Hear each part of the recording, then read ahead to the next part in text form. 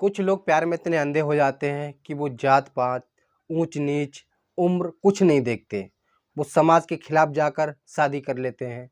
शादी तो कर लेते हैं पर उनका अंजाम भयानक होता है। आज जो कहानी आपको सुनाने जा रहे हैं, इस कहानी में भी कुछ ऐसा ही होता है। एक व्यक्ति जिसकी उम्र लगभग 50 साल होती है, वो 22 साल की लड़की से मोहब्बत करता था। उसके बीवी बच्चे भी होते हैं, पर वो अपनी बीवी बच्चों को छोड़ देता है और उस लड़की के साथ शादी करने के लिए एक षड्यंत्र रचता है। वो षड्यंत्र में कामयाब नहीं होता है। पुलिस वाले उसका षड्यंत्र का भंडाफोड़ कर देते हैं और दोनों को जेल में डाल देते हैं। बताते हैं पूरी कहानी विस्तार से। तब तक वीडियो में लास्ट तक बने रहिए और चैनल पर नए हैं तो चैनल को सब्सक्राइब कर लीजिए, बेल आइकन प्रेस कर लीजिए।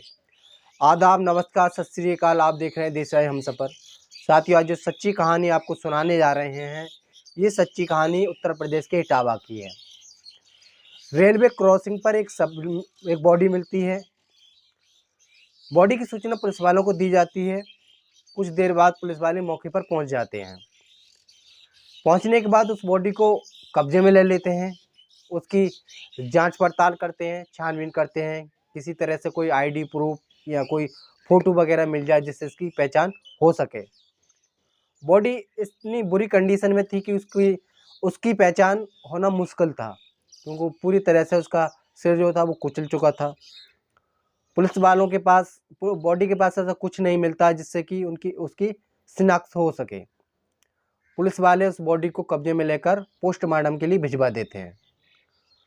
पोस्टमार्टम के बाद उस बॉडी को मोर्चरी में रखवा दिया जाता है, जिसे मुर्दा घर कहते हैं।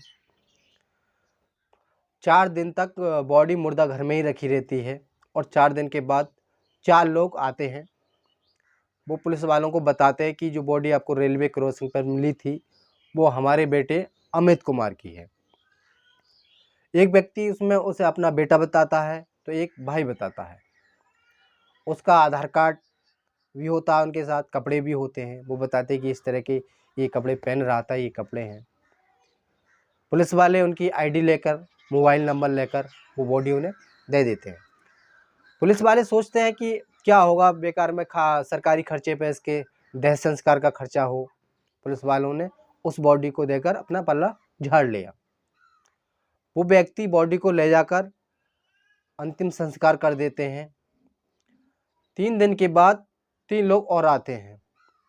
पुलिस वालों से कहते हैं कि जो बॉडी आपको रेलवे स्टेशन पर मिली थी, वो हमारे बेटे अनिल कुमार राजपूत की है। अब पुलिस वालों के कान खड़े हो जाते हैं, पुलिस वालों का दिमाग ठनका कि एक मृत बॉडी के 2-2 दावेदार कैसे हो सकते हैं। पुलिस वालों ने कहा कि हमने तो 4 दिन पहले जो लोग आए थे, जो उसे अमित कुमार की बॉडी बता रहे थे, हमने वो बॉडी उन्हें दे दी। तो उसके जो दूसरे आए थे वो कहते हैं कि वो बॉडी अनिल कुमार राजपूत की थी, ना कि अमित कुमार की थी। उनके पास भी उस व्यक्ति का आधार कार्ड था, पूरा पता था। पुलिस वाले अब जो पहले जो बॉडी लेके जा चुके थे, उनके पास फ़ोन लगाते हैं, पर फ़ोन स्विच ऑफ जाता है, फ़ोन बंद जाता है। पुलिस वालों को लगा कि अब कुछ गड़बड़ है।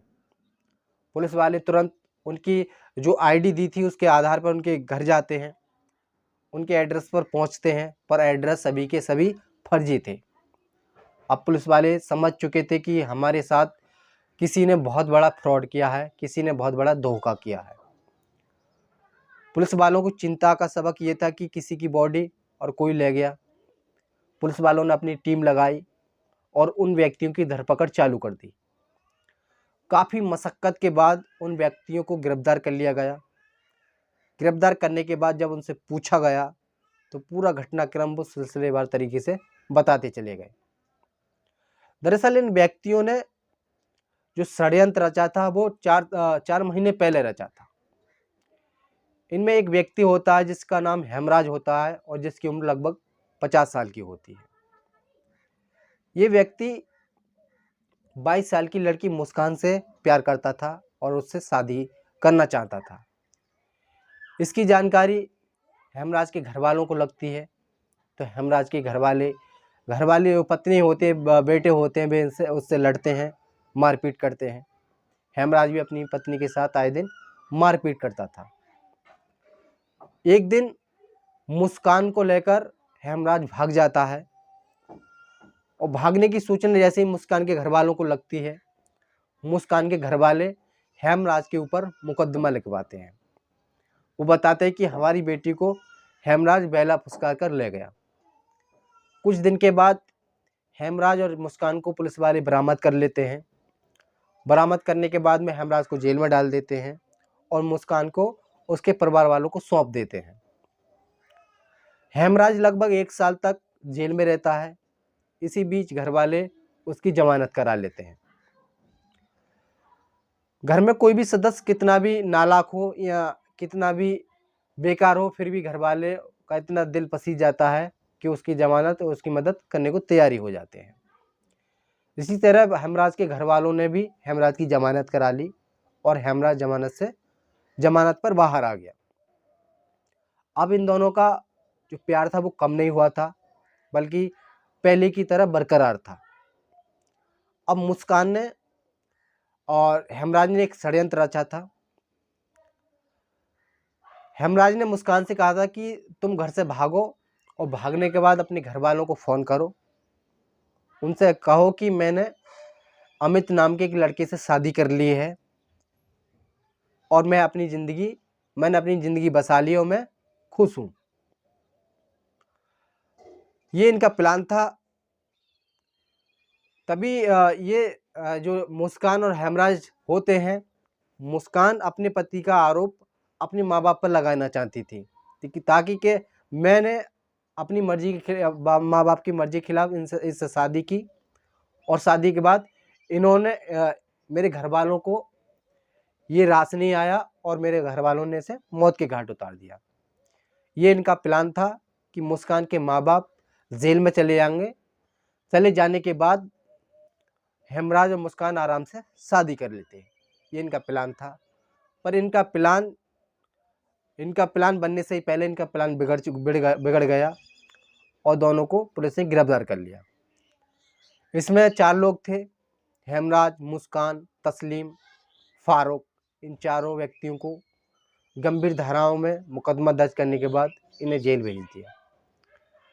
साथियों, कहानी को सुनाने का मतलब किसी को परेशान करना नहीं था, किसी का दिल दुखाना नहीं था। कहानी को सुनाने का मतलब आपको सजग करना है, आपको जागरूक करना है। आप कहीं भी रहें, सुरक्षित रहें, सावधान रहें, अपना और अपने परिवार को ध्यान रखें और देखते रहें देश राय हमसफर। सबक एक को सीख हम सबको। जय हिंद, जय भारत।